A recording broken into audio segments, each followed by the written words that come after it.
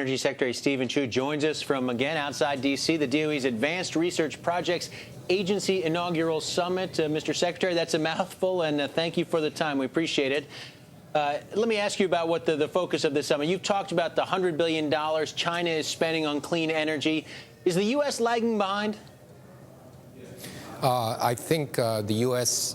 has not had the commitment that China has made. I think it's still open for debate, and we hope that the United States realizes what an economic opportunity this will be for the United States to lead in this, what has to be a new industrial revolution. You're there. You've got technology around you. You've got venture capitalists, inventors, researchers, right. Business leaders.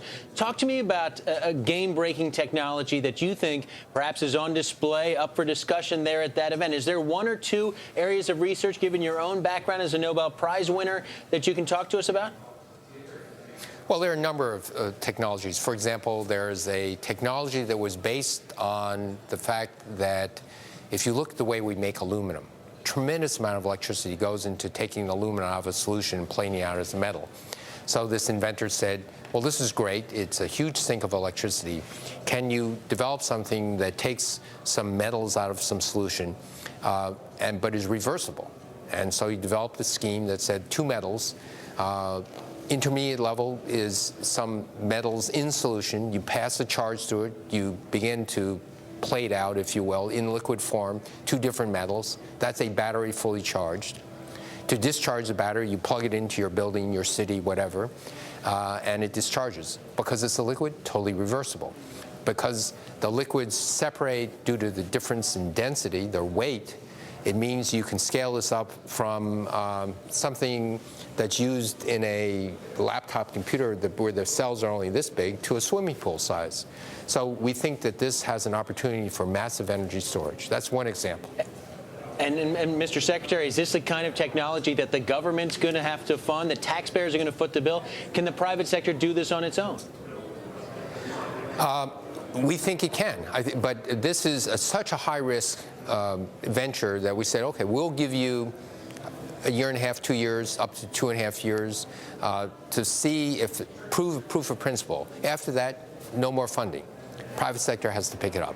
So the idea is to just stimulate this very inventive process and hope that the private sector picks it up. That's what ARPA-E, this new agency, is about.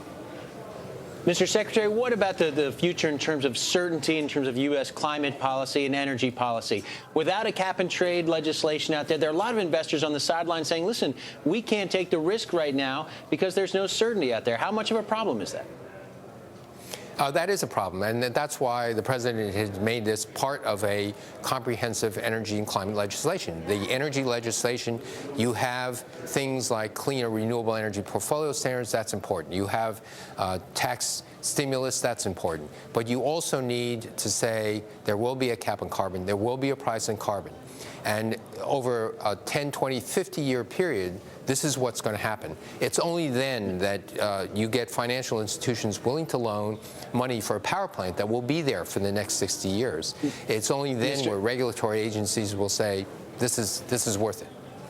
But, Mr. Secretary, is cap and trade effectively dead politically for this year? I think we need a cap on carbon. I wouldn't count anything dead until it's really dead. It is not dead, and so we need a comprehensive bill. We would very much want and need it this year. Every year delayed is a year lost in this international competition to lead in this new industrial revolution.